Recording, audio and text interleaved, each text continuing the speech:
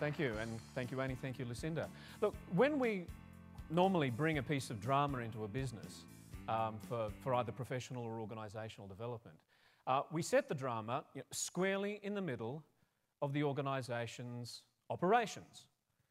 Okay, and what's fascinating to us is the way that the drama of a business takes on the rhythm of the operating machinery. You know, whether it's a conveyor belt in a confectionery factory, or the sales cycle of a pharmaceutical, or the performance management processes of a law firm, there is that operating rhythm. And what we did today was, I mean, we knew that today we were performing to an audience of people from diverse industries and diverse organisational sizes, so we couldn't set the scene in a bank or a brewery or a mine site. So what we were left with was a very stark experience of playing the culture. Our aim was to bring to life those aspects of organisational consciousness that were described in the latest edition of In Great Company, based on the summaries and the stories there. And what we thought might be interesting or useful was a bit of a comment around the playing experience. You know, what it felt like to play, you know, this particular moment, those aspects of character. Now, what is character? We use the word to describe the kind of person someone is, someone's character. When applied to an organisation, it's the way that that business might conduct themselves in the community or the marketplace, the way that they deal with their staff. When developing character as a writer or an actor, or maybe even an organisational development consultant, when developing character, you'll focus on those factors that shape character. So you might look at history, you might look at values, you might look at aspirations. But when it comes to playing character, you focus on where your attention is in the moment and how you use power. You know, whether you have a bias towards having power over people, or whether you have a bias around relinquishing power, even maybe you should take a stand, or do you have that capacity to be flexible, to be able to hold status, to hold power, or relinquish power in a constructive manner, in ways that serve the situation, in ways that serve the relationship. In the scene, so in the denial phase, in that first one, what it felt like to play that CEO was very strong in power and opposition. And the funny thing is about that, you know, I felt very, very strong. I felt resolute, I felt determined, I felt decisive, I felt strong. And yet it was clearly a defensive culture. What that presence did was it created avoidance and dependence in my leadership team, in my subordinates. And yet it still felt like the right thing to do. When we moved to the non-responsive phase, I felt myself. I actually felt sort of dependent and avoidant. And what that did was it dragged my team in there with me. But it felt like the right thing to do. It felt like the right place to be, given what it was that we were facing. In the compliance phase, it felt very conventional in thinking, you know, is this the thing that needs to be done? But also a little bit perfectionistic. You know, we have to get this right. We have to make sure that everybody thinks that we're doing this correctly.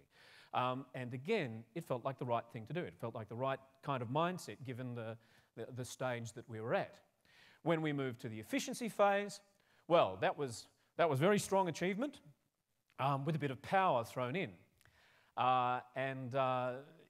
Whatever it was a very task-oriented mindset, very task-oriented behaviour. We needed to take action, we needed to do things, we needed to uncover things, and so that felt right as well. When we got to the strategic proactivity phase, then there was certainly more humanistic encouraging and affiliative, you know, a bit of achievement thrown in. Felt like the right thing to do. In fact, I felt a little bit smug. You know, I'm being strategic, you know, I understand people and the way that it works, you know, so, you know, that kind of rightness was there. And then when we finally got to the sustaining level of consciousness, the CEO of the resilient corporation, well, that felt great. That's the wonderful thing about self-actualizing in buckets. You know, it's very kind of undefended, it's very energizing, and there was plenty of affiliative, humanistic, encouraging, and achievement thrown in as well. So, you know, that was the playing experience. Now, what I think is useful here is that it says to me that the integrity of the models is actually really strong.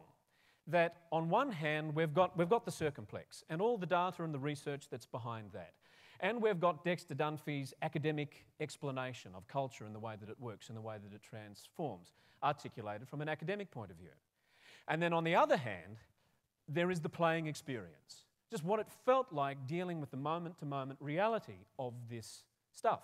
And they stack up.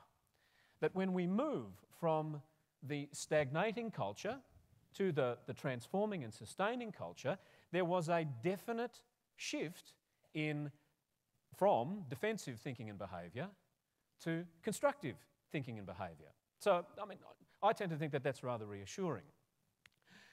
The other thing to point out is that at no stage in any one of those scenes did I feel that I was incorrect or inaccurate with the way that I saw the world, the way that I responded to it, in fact, the way that I led people.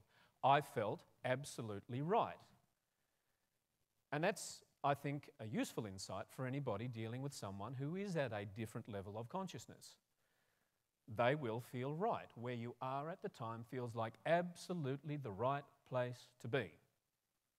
You know, a worm in horseradish believes that everything is horseradish.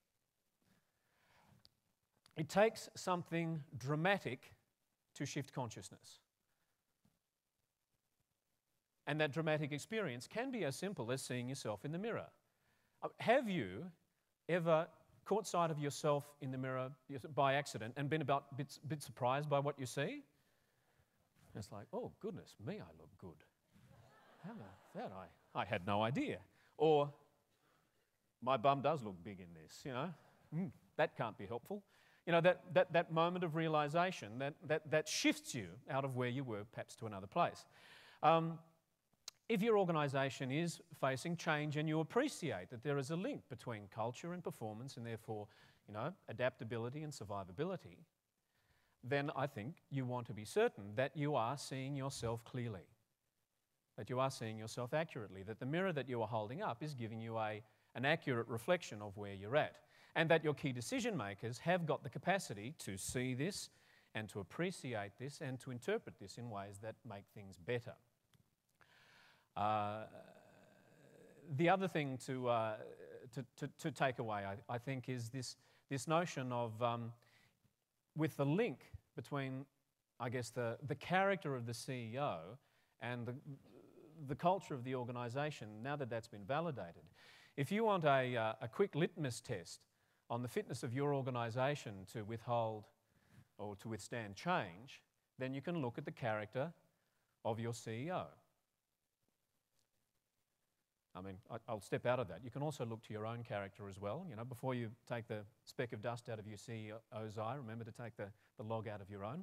But yes, if we look at the character of the CEO and ask yourself, you know, where do they put their attention?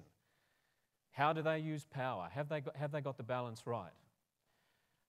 It's important to remember that wherever they are on the spectrum, they will be experiencing themselves to be right. And if that is a cause of frustration, I would suggest to you that it is very important that they experience themselves to be right, wherever they are. Because otherwise, they can't lead the business. However, that does not mean you cannot provide them with a dramatic experience that could shift their sense of self and their consciousness. Anyway, look, I hope that's an interesting thought track for you. Thank you, Sean. Thank you all. Cheers.